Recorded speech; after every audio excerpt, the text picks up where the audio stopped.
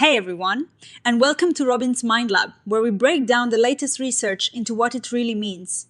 Ever wonder how people form opinions on complicated issues like whether married couples should be able to keep their own last names or why we choose certain products over others? Well, this new study dives deep into how we measure those social attitudes and reveals something really interesting about how we make choices. This research is all about a new way to understand people's opinions, not just as a simple like or dislike, but as a complex map of where people stand and why they've developed a cool mathematical tool that uses something called BEST. We're scaling to see how close or far away someone's opinion is from a statement. And get this, they can even tell if a statement is just popular for reasons other than its actual message. So, what's the big question here? The researchers wanted to create a better way to measure social attitudes beyond just asking people to rate something on a scale from 1 to 7. They realized that when people are asked to choose the best and worst options from a list, it tells us a lot more. They developed a multidimensional unfolding model for measuring social attitudes from preference data collected through best worst proximity judgments. Think of it like this: instead of just giving someone a score for their opinion on, say, environmental policies, this model tries to map out where that person's ideal environmental policy would be and then maps out the actual policy statements to see how close or far they are. This is called multidimensional unfolding because it places respondents and statements in the same multidimensional attitude space. And the best. Worst part means people are asked to pick the statement that is closest to their own opinion and the one that is farthest away. Here is where it gets really clever. They didn't just look at how far apart opinions and statements were. They also added a special factor for each statement. This factor they call distance. Independent selectability, it's like saying some statements might be chosen more often or less often. Not because of where they conceptually fit on an issue, but for other reasons. Maybe they're phrased really well, or they're just easy to understand. This parameter helps separate the actual meaning or semantic location of a statement from just its general appeal. They used the Bayesian framework to estimate all these parts together, which is a fancy way of saying they used a powerful statistical method that allows them to update their beliefs about the parameters as they see more data, and they did a lot of simulations to test if their model actually worked. The simulations were really encouraging. They showed that the model could accurately figure out where the statements should be placed in this attitude space, and also recovered that tricky distance independent selectability parameter. Its performance was good even with different numbers of people statements and how much information they provided. The model also did a good job of figuring out how close people were to the statements. But this was a bit more sensitive to how many dimensions they used to describe the attitudes and how much data they had. For each person, more data meant better accuracy for understanding individual people's positions. This is a super important finding. If they ignored that distance-independent selectability factor, the whole map of opinions got distorted. The statements ended up in the wrong places, and the distances between them and between people and statements became inaccurate. This tells us that this extra factor is really crucial for a true picture. Now, for the real-world test, they looked at attitudes towards allowing married couples in Japan to keep their own surnames.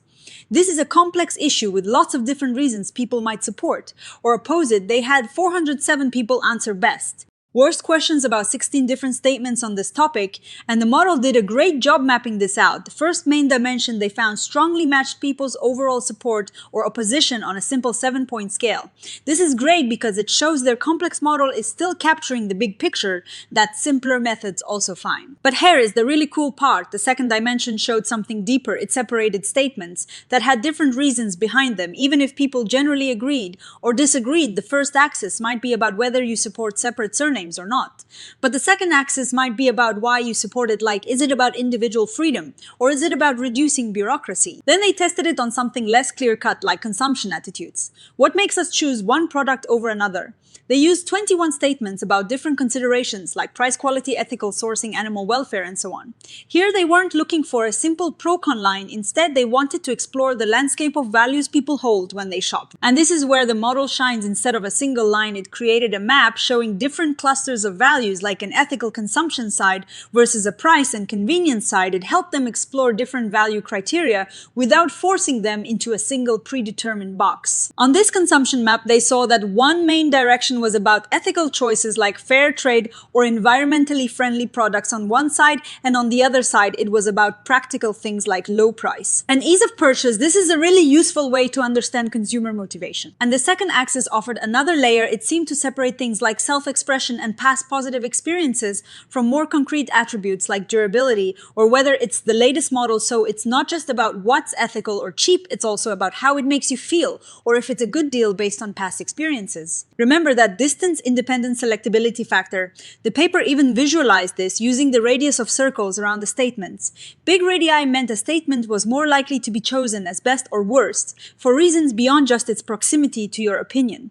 For example, price and quality had bigger radii, suggesting they're just generally more salient choices for people regardless of their specific values. This was a key finding. The parameters showed that some statements had this extra pull, not because of their meaning on an issue, but for some other reason. The paper suggests this could be about how a statement is phrased or its general popularity in the context of the survey. This separation is the heart of their methodological contribution. They're saying we need to understand where a statement sits on an issue, its semantic location, and also if it has some inherent tendency to be picked that separate from that location. The study gives some great tips for future research and surveys. If you're just trying to map out the general shape of opinions on an issue, even a simpler survey design can work. But if you want to understand individual people's specific attitudes or the nuances of those extra selectability factors, you need more data and a more robust design. This is a really practical implication. Imagine you do a big survey with this complex model. Now you've mapped out your attitude space. You can then use that map to understand shorter surveys that use simpler rating scales. Or fewer choices, you can link the simpler answers back to the detailed map. So what does this all mean? The main takeaway is that this new model offers a richer way to understand social attitudes.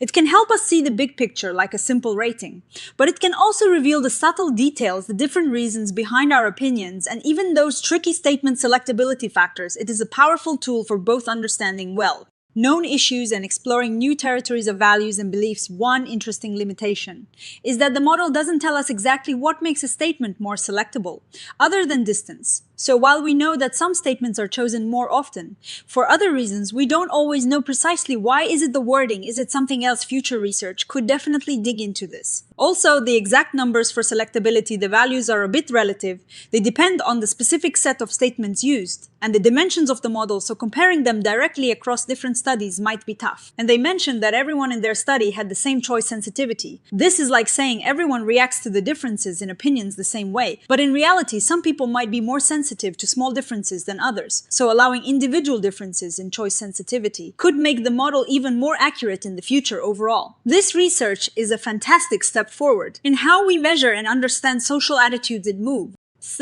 US beyond simple scores to a more nuanced mapping of our minds, it shows us that our opinions are not just points on a line but complex landscapes, and that sometimes what makes us choose something isn't just where it fits but something else entirely.